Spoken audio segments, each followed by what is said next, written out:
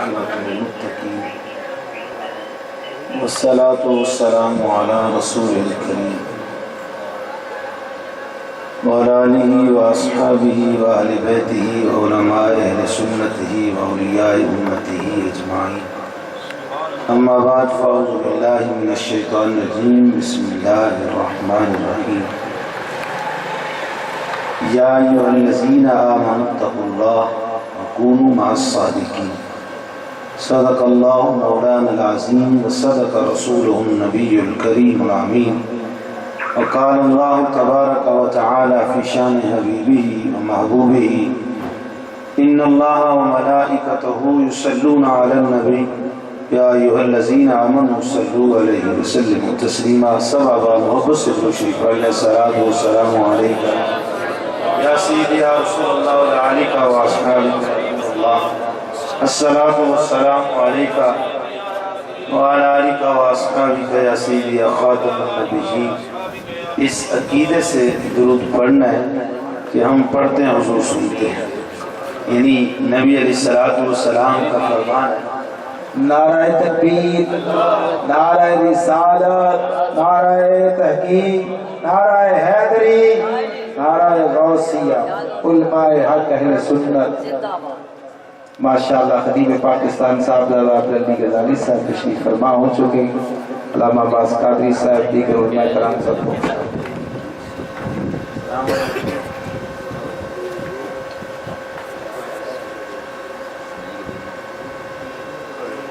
بیٹھ سبحان.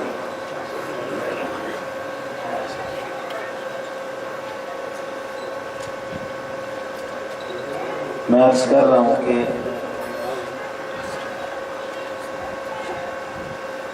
درود اس طرح پڑھنا ہے کہ ہم پڑھتے ہیں حضور سنتے ہیں. اس کی وجہ یہ ہے کہ نبی علیہ الصلوۃ والسلام ارشاد فرماتے ہیں لوح محفوظ پر قلم چلتا تھا، حضور فرماتے ہیں میں اس قلم کے چلنے کی آواز اپنی ماں کے شکم میں سنا کرتا تھا. تو اب آپ یہ توجہ کریں کہ جو محبوب ماں کے شکم میں رہ کر لوح پر چلنے والی قلم کی آواز کو سن سکتے ہیں، وہ محبوب ہمارا درود و سلام بھی سن سکتے ہیں. محبت سے پڑھیں گے الصلاۃ والسلام علیک یا سیدی یا رسول اللہ علیک وَأَصْحَابِكَ يَا سِيدِي يَا جَدَّ الْحَسَنِ وَالْحُسَيْنِ الصَّلَاةُ وَالسَّلَامُ عَلَيْكَ وَعَلَى آلِكَ وَأَصْحَابِكَ يَا سِيدِي يَا خَاتِمَ النَّبِيِّينَ. سرے محفل کرم اتنا میری سرکار ہو جائے، نگاہیں منتظر رہ جائیں اور دیدار ہو جائے، نگاہیں منتظر رہ جائیں اور دیدار ہو جائے. سر محفل کرم اتنا میری سرکار ہو جائے. تصور میں تیرے ہر شے پہ یوں نظریں جماتا ہوں. تصور میں تیرے ہر شے پہ یوں نظریں جماتا ہوں. نہ جانے کون سی شے میں تیرا دیدار ہو جائے، نہ جانے کون سی شے میں تیرا دیدار ہو جائے. شاید میں خیال پیش کیا کہ کسی شے میں بھی آپ کا جلوہ نظر آ جائے گا، لیکن میرے پیر و مرشد نے یوں فرمایا اس طرح پڑھنا چاہیے کہ بشکل شیخ دیدم مصطفیٰ نہ دیدم مصطفیٰ بل خدا کہ میں نے اپنے پیر و مرشد کی شکل میں مصطفیٰ کا جلوہ دیکھا، صرف مصطفیٰ کا نہیں بلکہ خدا کا جلوہ دیکھا۔ اس کو یوں بھی پڑھا جا سکتا، تصور میں تیرے مرشد پہ یوں نظریں جماتا ہوں، یقیناً اس میں تیرا دیدار ہو جائے۔ امام بخاری روایت لائے حضرت علی شیخ خدا رضی اللہ تعالیٰ عنہ اور حضرت سیدنا صدیق اکبر رضی اللہ تعالیٰ دونوں ہستی ہیں، عصر کی نماز پڑھنے کے لیے تشریف لے گئے اور عصر کی نماز پڑھ کے دونوں اکٹھے بیٹھے گئے۔ کون سی نماز؟ عصر کی۔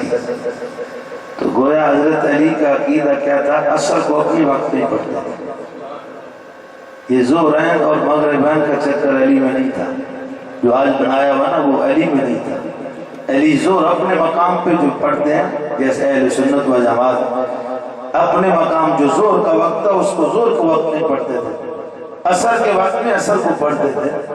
جیسے ہی دونوں ہستی ہیں عصر کی نماز پڑھ کے باہر تشریف لائے، دیکھا امام حسن بچپن آئے، بچوں میں کھیل رہے تھے۔ اب کھیلتا ہوا بچہ ایک جگہ پہ نہیں کھڑا ہوتا، کبھی ادھر دوڑتا ہے کبھی ادھر دوڑتا ہے، ایک جگہ پہ نہیں کھڑا ہوتا۔ تو سیدنا صدیق اکبر نے کیا کیا؟ یہ نہیں کہا، یہ نہیں عرض کی حضور امام حسن یہاں تشریف لاؤ جناب، میں نے آپ کو اٹھانا ہے، پکڑنا ہے، بوسہ دینا ہے، کاندھے پہ بٹھانا ہے، بلا کے نہیں۔ یہ بات سرکار کے ظہری وصال کے بعد کی ہے۔ حضرت امام حسن کو بلا کے نہیں حضرت ابوبکر صدیق نے اٹھایا، بلکہ سفید داڑھی والے حضرت سیدنا صدیق اکبر دوڑ کے گئے جہاں حضرت امام حسن کھیل رہے تھے، دوڑ کے پکڑا، پکڑ کے اٹھایا اور چوما اور کانٹے پہ بٹھا کر علی شیر خدا کو مخاطب ہو کر عرض کرتے ہیں، جناب علی امام حسن کا چہرہ آپ کے چہرے پر نہیں ہے، آپ کے چہرے پر نہیں ہے، ان کا آپ کو مشابہ نہیں ہے۔ انہوں نے کہا جی کیسے ہے؟ ان کو دیکھیں تو دیدار مصطفیٰ ہو جاتا ہے۔ یہ صوفیاء کی اصطلاح ہے، ہم جو کہ نقشبندیاں سیدنا صدیق اکبر کیا فرما رہے ہیں؟ بشکل شیخ دیدم مصطفیٰ نہ دیدم مصطفیٰ بل خدارا۔ جناب علی کو مخاطب کر کے عرض کرتے ہیں، جناب امام حسن کس طرح ہے؟ گویا دیدار امام حسن کا ہے، دیکھ امام حسن کو رہے ہیں اور دیدار مصطفیٰ علیہ السلام کا ہو رہا ہے۔ سامنے امام حسن کھڑے ہیں، دیدار مصطفیٰ کا ہو رہا ہے۔ اس بات کو سن کر حضرت علی شیر خدا ہنس پڑے، فرمایا ابوبکر سچ کہتے ہو، ابھی ہمیں بھی جس وقت ہم چاہتے ہیں نبی علیہ السلام کا دیدار کرنا چاہتے ہیں تو ہم بھی امام حسن کو کھڑا کر لیتے ہیں، مصطفیٰ کا دیدار کرتے ہیں۔ بشکل شیخ دیدم مصطفیٰ نہ دیدم مصطفیٰ بل خدا۔ تو اس لیے مرشد کامل کی بات ہے، ناقص کی بات نہیں۔ اور مرشد کامل بنتا کب ہے؟ فرائض پڑھ کے، واجب کی ادائیگی کر کے، سنت پڑھ کے۔ حدیث بخاری میں ہے یتقرب الیہ بالنوافل، میرا بندہ میرے قریب ہو جاتا ہے نفل پڑھ کے۔ اب اگر کوئی فرض چھوڑ کے، واجب چھوڑ کے، سنت کو چھوڑ کے، مستحبات کو چھوڑ کے صرف نفل پڑھے، نہیں قریب ہو سکتا، تو اس کا مطلب کیا نکلے گا؟ اللہ کا بندہ وہ ہے، اللہ کا ولی وہ ہے جو اللہ کا قریبی ہو جاتا ہے، وہ فرض کو نہیں چھوڑتا، واجبات کو نہیں چھوڑتا، سنت کو نہیں چھوڑتا، مستحبات کو نہیں چھوڑتا۔ اس لیے جو نفل کو نہیں چھوڑتا وہ سنت کو کیسے چھوڑے گا؟ جو سنت نہیں چھوڑتا وہ واجب کیسے چھوڑے گا؟ جو واجب نہیں چھوڑتا وہ فرض کیسے چھوڑے گا؟ جب فرض نہیں چھوڑتا تو پھر نفل پڑھ کے اللہ کا اتنا قریبی ہو جاتا ہے، رب فرماتا ہے پھر ہاتھ اس کا ہوتا ہے، پکڑتا نہیں۔ جو متشابہات حدیث کے اندر آئے نا کہ ہاتھ بن جاتا ہوں، پاؤں بن جاتا ہوں، آنکھ بن جاتا ہے خدا، مطلب یہ ہے کہ آنکھ بندے کی ہوتی ہے، پھر دیکھتا خدا کی قدرت سے، پھر وہ دیوار کے آر بھی دیکھ لیتا ہے، پار بھی دیکھ لیتا ہے، تحت سرا بھی دیکھتا ہے، اسے اڑا بھی دیکھ لیتا ہے، پھر ہر شے اس کی نظر کے سامنے ہوتے ہیں۔ بیٹھا وہ اگر گوجرے میں ہے تو کوئی اس سے بعید نہیں ہے کہ وہ لاہور کو نہ دیکھا ہو، کوئی بعید نہیں ہوتا اس سے، کیوں؟ رب کی قدرت سے دیکھتا ہے۔ اب اگر کوئی بندہ یہ کہے کہ تم کہتے ہو کہ اللہ کے ولی آ جاتے ہیں، پہنچ جاتے ہیں، تم کہتے ہو کہ اللہ کے ولی تمہاری پکار کو سن لیتے ہیں، تم کہتے ہو کہ اللہ کے نبی یا ولی جو ہیں وہ مدد کو بھی پہنچتے ہیں، تمہاری سن لیتے ہیں، تم یہاں سے داتا اجمیری پکارتے ہو، یا غوث اعظم کہتے ہو، یا علی کہتے ہو، یا شاہ سوار کہتے ہو، یا چراغ علی کہتے ہو، یا جماعت علی کہتے ہو، تم یہ کیوں کہتے ہو؟ ان کو تو پتہ ہی نہیں ہے، وہ کیسے سن سکتے ہیں؟ تو میرے بھائی اللہ کی قدرت کا تم انکار کر رہے ہو۔ جب رب فرماتا ہے اب وہ اپنی آنکھ سے نہیں، میری قدرت کی آنکھ سے وہ دیکھتا ہے، میں قدرت اتنی دے چکا ہوں۔ اب وہ بیٹھا برائے کی سرزمین پر ہو، جماعت علی ہو، آپ بیٹھے علی پور سیٹا میں ہو، شاہ سوار بیٹا ہوا اپنی دربار پہ ہو، وہ تمہاری پکار کو سن بھی سکتے ہیں۔ غوث اعظم نے فرمایا نہیں ہے میں مغرب میں ہوں، میرا دروج مشرق میں ہو، اگر اس کی صدر تنگی ہو جائے، خدا نے مجھے اتنی طاقت دی ہے، میں غوث اعظم اس پر کپڑا ڈال سکتا ہوں۔ اگر کوئی آدمی انکار کرتا ہے تو رب کی قدرت کا انکار کرتا ہے، وہ اللہ کی قدرت سے دیکھتے ہیں، رب کی قدرت سے، رب کی قدرت کا انکار ہے، کیونکہ رب فرماتا ہے آنکھ اب اس کی ہے، دیکھتا میری قدرت سے، ہاتھ اس کا ہے، پکڑتا میری قدرت سے ہے، پاؤں اس کا ہے، چلتا میری قدرت سے ہے۔ ویسے شہنشاہ نقشبند بخارا کی بات ہے، موجود ہے، بہت سارے بزرگوں کی بات ہے۔ ایک غلامنی ہوئی عورت باندھی تھی، واقعہ تو میں اس کو نہیں تھوڑا بس حاضر کرنا چاہتا ہوں، اس میں سے جو خلاصہ سمجھا۔ غلامنی باندھی بن گئی، غلام بن گئی، آپ کی خادمہ بن گئی، تو جاتے ہوئے اس نے کہا بابا جی کبھی کوئی مشکل آئی کوئی؟ اب مہربانی بھی فرمایا بیٹی ہاں جب مشکل آئے یاد کرنا اللہ کا ولی ضرور پہنچے۔ تو اس کو مشکل آئی، شہنشاہی خاندان کے گھر وہ ملازمہ تھی، لوگوں نے جب یہ دیکھا یہ تو 4 دن میں آئی ہے اور اس کی بڑی شان ہے، چونکہ وہ اللہ کا ذکر کرتی تھی، اس کے سامنے سونا مٹی برابر تھا، دنیا داری کی بات ہی نہیں تھی۔ اور دوسرے جو پرانے ملازم کھڑے تھے انہوں نے وہ حسد کیا، اور حسد بہت بڑی بیماری ہے۔ سب سے پہلے حسد جو ہے نا شیطان نے کیا حضرت آدم علیہ السلام۔ اگر عبادت کے حوالے سے اس کو دیکھے تو چپے چپے پہ عبادت ہے، لیکن کافر کیوں ہوا، راندا کیوں گیا؟ صرف آدم علیہ السلام کے ساتھ حسد کرنے کی وجہ سے۔ بلم بہور جیسا آدمی، چپے چپے پہ عبادت کرنے والا، اسم اعظم جاننے والا، پڑھے نا نامہ سپارہ اٹھا کر، بلم بہور جیسا آدمی، حالانکہ خدا کا منکر نہیں تھا، حضرت موسیٰ علیہ السلام کی گستاخی کر رہا تھا، ان کے مد مقابل آ کے بد دعا کر رہا تھا، تو کیسے ہوا؟ کتے کی بہت مرا، اس کی زبان لٹک گئی، مطلب یہ نکلا وہ خدا کا منکر نہیں تھا، ابلیس بھی خدا کا منکر نہیں تھا، معلوم ہوا گستاخی اور حسد ایک ایسی بیماری ہے، حسد ایک ایسی بیماری ہے جس طرح لکڑی کو آگ جو ہے وہ کھا کے چلا کے راکھ کر دیتی ہے، انسان اگر حسد کرے تو اس کی دیکھیں اس طرح جل جاتی ہیں، برباد ہو جاتی ہیں۔ تو اس لیے حسد کو انہوں نے حسد کیوں نہیں کر صدیاں بیت کے ہمیں کوئی عہدہ نہیں دیا، 4 دن ہو گئے اتنا بڑا عہدہ دے دیا، انہوں نے کوئی ہار بار دائیں بائیں کر کے تہمت لگا دی اس نے چوری کیا۔ اب بادشاہ لوگ جو ہوتے ہیں وہ نہیں دیکھتے کہ یہ کون ہے کیا ہے، انہوں نے کہا جلاد کو چلو اس کو لے دو، ساتھی نیچے گیا، تاکید نہیں کی، چل گئی، حکم ہو گیا۔ اب وہ عورت کہہ رہی ہے، باندھی کہہ رہی ہے میں نے کوئی چوری ووری نہیں کی، میرے نزدیک سونا اور مٹی برابر ہے، مجھے تو ضرورت تھی، لیکن جلاد لے گیا۔ 7ویں منزل پر جب پہنچی نا اس نے کہا کوئی خواہش ہے، اس نے کہا عاشقوں کی کیا خواہش ہوتی ہے؟ بس 2 نفل پڑھنے، نفل پڑھے، اپنے پیر کو یاد کیا۔ جلاد نے 7ویں منزل سے نیچے گرایا، نیچے جب پہنچی نا تو شہنشاہ نقشبند بخارا نے ہاتھوں پہ اٹھایا اور سلا دیا۔ آنکھ کھلی تو آپ دیکھا اس باندھی نے، مجھ سے سامنے ہے اور مجھے کوئی چوٹ نہیں لگی، میں 7 منزل سے نیچے آئی۔ تو اس وقت اس باندھی نے عرض کی جناب آپ کب پہنچے؟ آپ نے جو جملے فرمائے نا سنیں، آپ فرمانے لگے بیٹی تو از منارہ آمدی من از بخارا آمدی، تو منارے سے چلی ہے زمین تک نہیں پہنچی، میں بخارے سے چل کر تیری مدد کو پہنچ گیا۔ تو میں پوچھتا ہوں یہ کون سے قدم ہے؟ یہ اللہ کے ولی کے تم کہتے ہو کہ اب یہ قدم تو شہنشاہ نقشبند بخارا کے ہیں، لیکن اے اللہ کی قدرت سے چلے، اللہ کی قدرت سے۔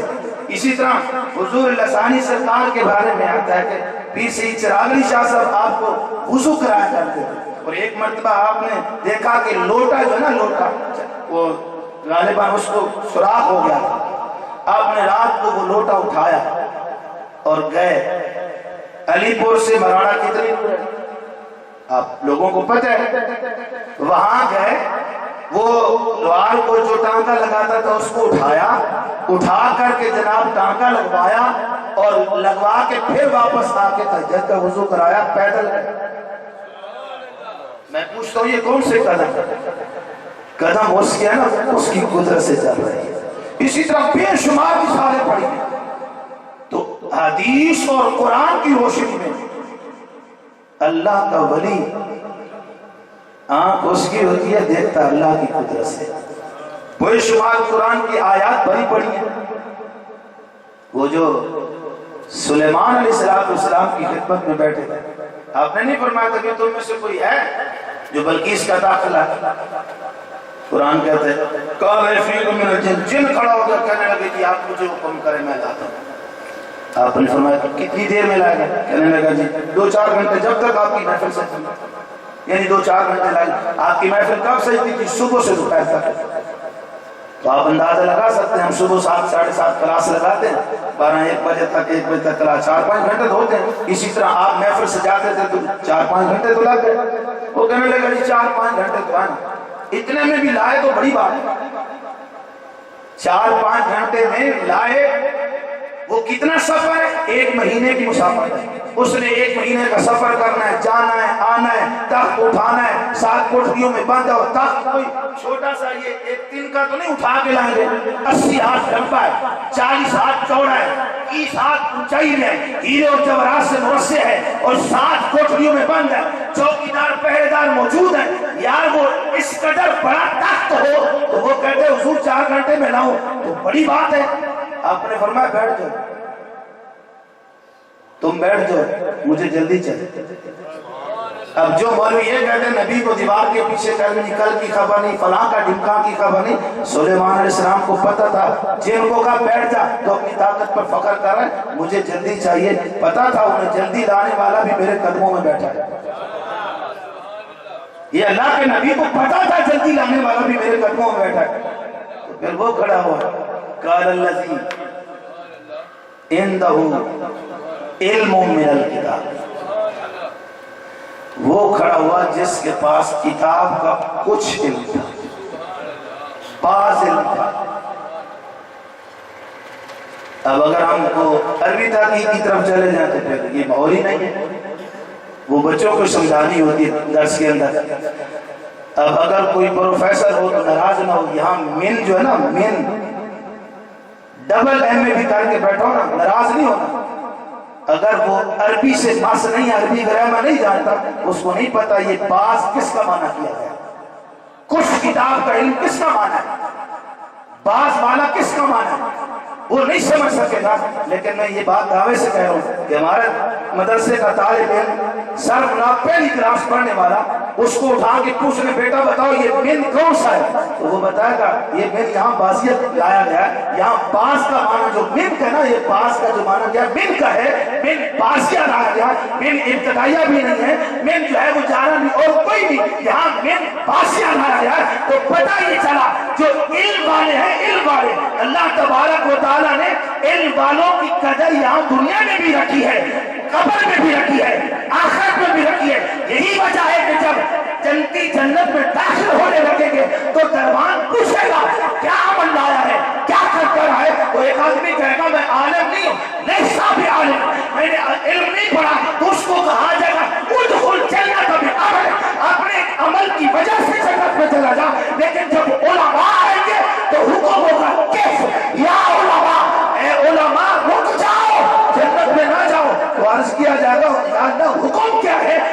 جنت میں داخلے کا حکم ہوا تھا، اب روکا کیوں گیا ہے؟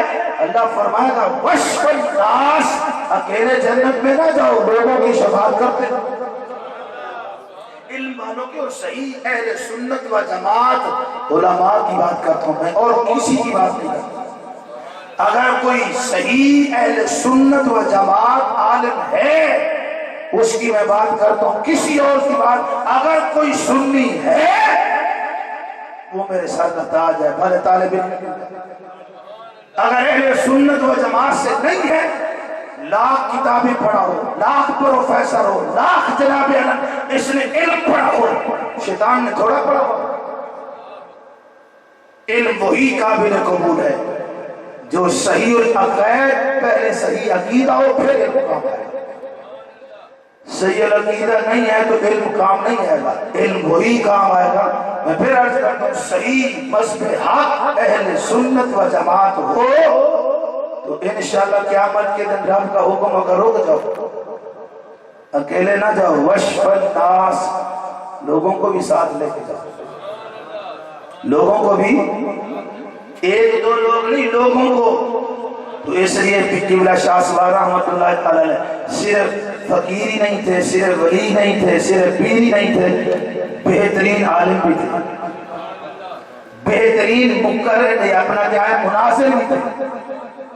اے تو فیل شاہ خودنال کتنا بڑا مناظرہ ہوا، آپ پڑھیں حدیث اہل سنت کو، ہر سوال کا آپ نے جواب دیا، ہر سوال کا جواب، انگوٹھے چومنے بس یعنی کہ آپ نے جواب دیا، صلاۃ و سلام کا دیا ہے۔ وہ جو کوا جو کھاتے ہیں اس پر بہترین بات آپ نے، ہر جو اس وقت کے مسائل تھے انہوں نے جناب اعتراض کیے، قبلہ شاہ سوار رحمۃ اللہ تعالیٰ نے ایک ایک سوال کا اور ایسا شافی جواب دیا ہے، اور پھر وہاں آپ نے دعویٰ کیا ہے، فرمایا قیامت تک اہل سنت و جماعت مذہب جو ہے وہ چونکہ حق ہے، اس کو نہ کوئی جھٹلا سکتا ہے۔ اس کی وجہ یہ ہے ان کا فیض عام نہیں ہے، یہ فیض وہ ہے جو سرکار کی طرف سے ملا کرتا ہے۔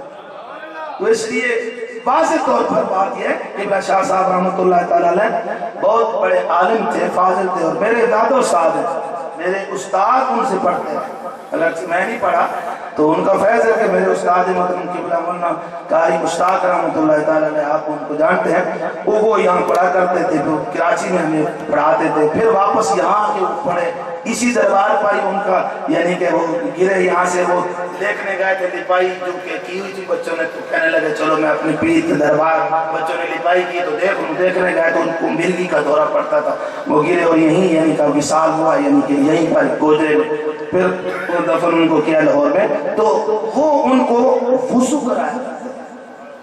وہ میرے استاد تھے، مجھے کہتے، ہم بھی ان کی خدمت کرتے تھے نا، تو وہ باتیں سناتے تھے، کہنے لگے کہ ایک اور مشتاق بھی تھا، میں بھی تھا، ہمارا جھگڑا ہوتا تھا، لیکن ہم جیت گئے کہ ہم حضور قبلہ شاہ صاحب کی بارگاہ میں حاضر ہوئے، کہنے لگے حضور ہم آپ کو وضو کرائیں گے، تہجد کا وضو میں کہنے لگے میں کرایا کرتا تھا حضور شاہ صاحب۔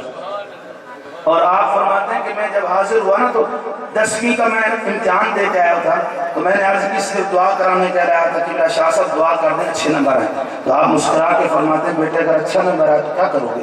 انہوں نے کہا حضور اچھی نوکری مل جائے گی۔ میرے استاد فرماتے ہیں حضور قبلہ شاہ صاحب کا ایک ہی جملہ میری زندگی بنا گیا، آپ نے کہا بیٹے سرکاری نوکری، سرکار کی نوکری، سرکاری نوکری جو ہے نا اس کی طرف نہ جاؤ، سرکار کی نوکری کرو۔ فرماتے ہیں کہ قبلہ شاہ صاحب نے صرف یہی جملہ کہا، دیکھو تمہارے سامنے ہم بیٹھے، لوگ ہمارے ہاتھ پاؤں چومتے ہیں، ہم سے جو ہے فیض لے رہے ہیں، پڑھ رہے ہیں، پڑھا رہے ہیں، سارا کچھ ہے، ہم کچھ سرکاری نوکری کر رہے ہیں۔ فرمایا بیٹے سرکاری نوکری کی طرف نہیں جاؤ، سرکار کی نوکری کرو۔ اور پھر فرماتے ہیں پورا یہی جملہ جو ہے میری زندگی سوار گیا۔ میرے استاد فرماتے ہیں پھر میں پوری زندگی میں نے تہیہ کر لیا دین پڑھنا اور دین مصطفیٰ کو پڑھانا۔ اور میں مبالغہ نہیں کر رہا کہ صرف میرے استاد ہیں، تو اس لیے سارے مدرسے والے جتنے استاد تھے نا جامعہ احمدیہ رضویہ کراچی کے اندر، سب استادوں سے زیادہ سبق میرے استاد پڑھاتے تھے، مولانا مشتاق صاحب رحمۃ اللہ تعالیٰ، یعنی دوسرے استاد 10 سبق پڑھاتے تو وہ 18 سبق پڑھاتے، اور ہر وقت مطالعہ یا مطالعہ کرنا تھا یا پڑھانا، اور کوئی کام نہیں تھا۔ یہ مسجد رکھی کہ اس میں نماز پڑھا کے آ رہے، تو اس لیے یہ جو علماء ہیں ان کی قدر کرنی چاہیے، صوفیاء کی قدر کرو، ان کی سنت میں بیٹھو۔ میں ایک حدیث پیش کروں گا چونکہ غازی صاحب نے آپ کو راضی کرنا ہے، میں تو سارا دن کا تھکا ہوا، پڑھائی بھی کرائی، پھر وہ ایک ڈیوٹی اور لگی ہوئی ہے شاہ صاحب اپنا، اور طویل دھاگا بھی میرے گھر پہ آ گیا کہ وہ خواجہ صاحب بہت ہو گئے، پھر انہوں نے پکڑا مجھے بٹھا دیا کہ یہ بھی کام کرنا، پھر سارا دن کی تھکاوٹ ہے، میں نے ان پر کیا آدھا پونا گھنٹہ عرض کروں گا پھر میں اجازت لے لوں گا، تو انشاءاللہ آپ کو راضی کریں گے تو غازی صاحب میری جو کمی ہے وہ ساری پوری کریں گے۔ ایک حدیث میں عرض کرتا ہوں کہ نبی علیہ السلام کی خدمت میں ایک حضور کا غلام صحابی آ گیا، یہ امام بخاری، جو کہ میں بخاری اس وقت یہ کہہ رہا ہوں نا، میں ابھی پڑھا بھی وہی رہا ہوں، پچھلی سال بھی وہی سبق تھا بخاری کا، اب بھی وہی ہے دور حدیث کا۔ امام بخاری فرماتے ہیں کہ حضور کے صحابی ہیں، حضور کے غلام تھے، دیہات سے نبی علیہ السلام سے پوچھنے لگے حضور متا سا قیامت کب ہے؟ سرکار نے اس سے پوچھا ما عدد تلا، تو نے کیا کیا ہے؟ اب امام بخاری جو روایت رہے ہیں اس میں یہ جملے موجود ہیں، اس نے کہا کہ لا شیء، میرے پاس کوئی شے نہیں۔ اب آپ سمجھ ڈال بیٹھے وہ حضور کا غلام اور اس کے پلے کچھ نہ ہو، اس نے کہا لا شیء، میرے پاس کچھ نہیں۔ آگے جملہ لائے الا استثنائیہ لائے، الا پہلے کہا لا شیء، میرے پاس کچھ نہیں، الا احب اللہ و رسول، وہ کہنے لگا صرف اللہ کی محبت ہے، اللہ کے رسول کی محبت، یہ بات اس نے کہی۔ سرکار نے فرمایا اچھا اللہ اور اللہ کے رسول کی محبت ہے، وہ کہنے لگا دیا۔ اب حضور نے کیا فرمایا؟ سرکار نے فرمایا سن المرء مع من احببت، جس کو جس سے محبت ہوگی وہ اسی کے ساتھ ہوگا۔ اب اگلے جملے سن، اس نے کہا جی ٹھیک ہے، جس کو جس کے ساتھ محبت ہوگی وہ اسی کے ساتھ ہوگا۔ سرکار نے فرمایا ہاں اسی کے ساتھ۔ اس نے عرض کی اگرچہ عمل کے اعتبار میں ان جیسا عمل نہ بھی کر سکے، جس سے وہ محبت کر رہا ہے اس جیسا عمل نہ بھی کر سکے۔ سرکار نے واضح فرمایا ہاں، فرمایا اگر اس جیسا عمل نہ بھی کر سکے، شاہ صاحب جیسا ہم کیسے عمل کر سکتے ہیں؟ یہ شاہ سوار رحمۃ اللہ تعالیٰ جیسا کوئی ہم جاگ سکتے ہیں رات، ان جیسی عبادت کر سکتے ہیں، غوث اعظم جیسی رات ہم جاگ سکتے ہیں، داتا علی اجمیری جیسی جاگ سکتے ہیں، حق سلطان جیسی نہیں جاگ سکتے، ان اللہ کے بندوں جیسا ہم جاگ نہیں سکتے، ان جیسی عبادت نہیں کر سکتے جس طرح انہوں نے کی ہے، چاشنی کے ساتھ عبادت کی ہے، انہوں نے توجہ کے ساتھ کیا، ہم نہیں کر سکتے۔ لیکن یہ صحابی رسول نے ہمارا مسئلہ حل کیا، حضور اگر کوئی بندہ محبت تو کرتا ہے لیکن ان جیسا عمل نہیں کر سکتا، پھر حضور نے فرمایا پھر بھی ان کے ساتھ عمل ان جیسا نہ بھی کر سکا تو پھر بھی ساتھ۔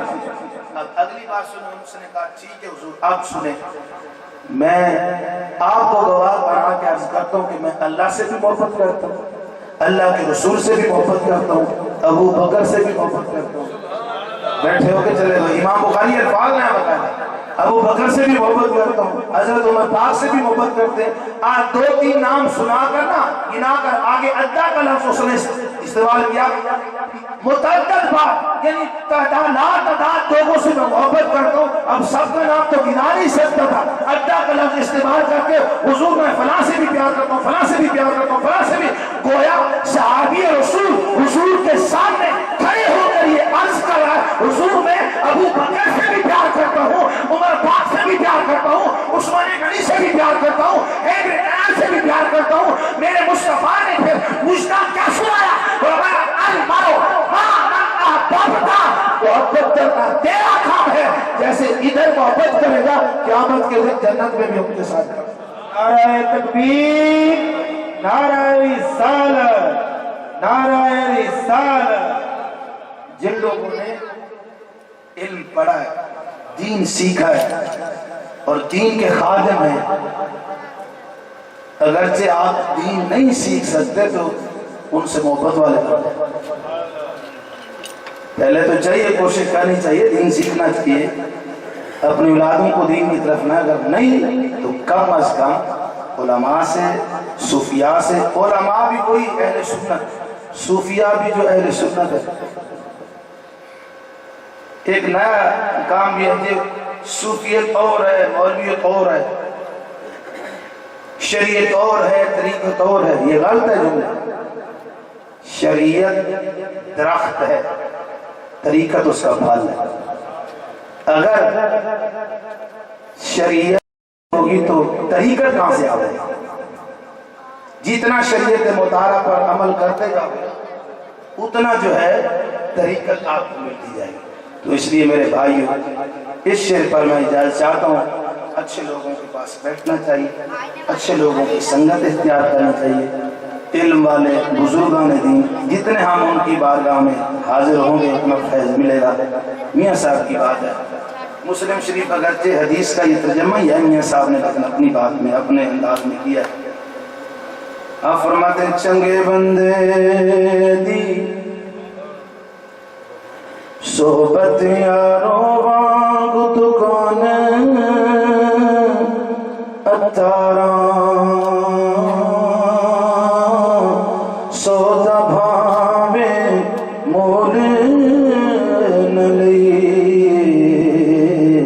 تے ہلے آن ہزارا.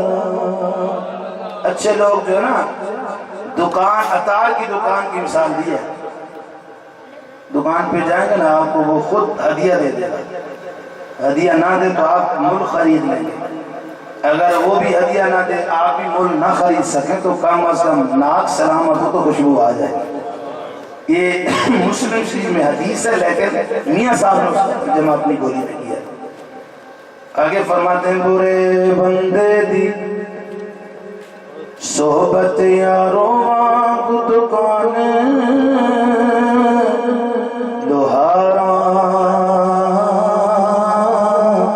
کپڑے بھاوے کنج کنج پئی تے چنگا پین ہزارا. اور یہ بھی نہ سمجھنا یہ صاحب اس کو پتہ ہی نہیں ہے، یہ عقیدہ نہیں رکھنا کہ ان کو نہیں خبر. پہلی بات میں نے اس بچے کی آپ کو اس وقت بتا دی تھی جب ابھی یہ نعت پڑھ رہا تھا.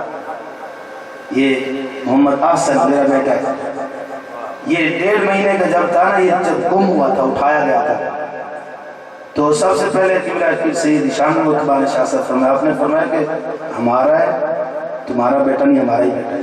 آپ پریشان ہو. اور پھر خواب میں سارا منظر قبلہ شاہ صاحب نے میرے سامنے کیا. آپ نے بھی یہی فرمایا کہ قاری صاحب مجھے، انہوں نے بھی قاری صاحب قبلہ پیر بھی مجھے قاری صاحب کہتا ہے، قبلہ شاہ سوال نے بھی مجھے کہا قاری صاحب یہ آپ کا بیٹا نہیں ہے ہمارا بیٹا. جیسے کہ ویسے ہی واپس آئے. یہ قبلہ شاہ سوال رحمۃ اللہ تعالیٰ نے خواب کا منظر، اور خواب میں مجھے پورا وہ منظر دکھا دیا کہ اس گلی میں جانا ہے، ادھر جانا ہے، ایسے جانا ہے. ساتھ میں آپ کو پولیس کے ڈالا ہوگا اگلی گلی میں، جہاں بچہ کو کھانا وہاں پورا پہنچا دیا. پھر ہم اسی طرح چلتے رہے تو وہاں پہنچ کے جائیے تھا. اور دوسری بات قبلہ شاہ صاحب رحمۃ اللہ تعالیٰ کی جو ابھی بھی موجود ہے، یہ 19 سال کا ہم رسالہ لکھنے جب لگے نا شروع کرنے لگے تو آپ خواب میں تشریف لائے، فرمانے لگے ایسا کیا کر رہے ہیں؟ تو میں نے کہا حضور یہ آج کل یہ شروع کیا ہوا ہے، جیسے میرے ہاتھ میں تھا رسالہ میں حضور یہ شروع کیا ہوا ہے. اور میں نے یہ خواب نوٹ کیا ہوا ہے، جتنے بجے مجھے آیا ہے مجھے اس وقت آنکھ کھلی، میں نے ایک رسالے کے اوپر وہ اس کو لکھا ہوا ہے، نوٹ کیا ہوا ہے کہ میرا شاہ صاحب کا وہ آنا خواب ہے. میں نے کہا حضور یہ آپ نے دیکھ کر فرمایا بہت اچھا تھا، لیکن ساتھ میں فرمایا یہ نام 19 سال کام ہے، یہ بھی ٹھیک ہے، اگر اس کو 19 سال کہن لکھ دیے جائے تو بھی اس پر غور کر لیں. تو میں نے وہ کہ نبی صاحب کی بارگاہ میں عرض کر کے شاہ صاحب رحمۃ اللہ تعالیٰ یہ خواب میں فرمایا. اس وقت ابھی نام غور تھا، غور کر رہے تھے بھی کیا نام رکھے. تو پھر پروفیسر صاحب جو تھے نا وہاں اپنا یوسف صاحب وہ فوت ہو گیا، وہ چونکہ رکھ چکے تھے نام، پھر انہوں نے کہا چلو کوئی نہیں مدد، یعنی کہ اس میں کوئی خرابی تو نہیں ہے، اس لیے ان کی مان لیں.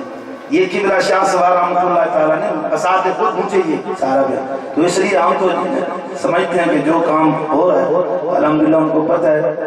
اللہ تعالیٰ اللہ کے ان سچے ولیوں سے محبت کرنے کی توفیق نصیب فرمائے. اللہ تبارک و تعالیٰ اولیاء علماء حق سرکار کی آل صحاب. اور یہ بھی ہے کہ ایک آدمی صحابہ کی بات کرتا ہے تو دوسرے پہ چہرے پہ 12 بج جاتے ہیں.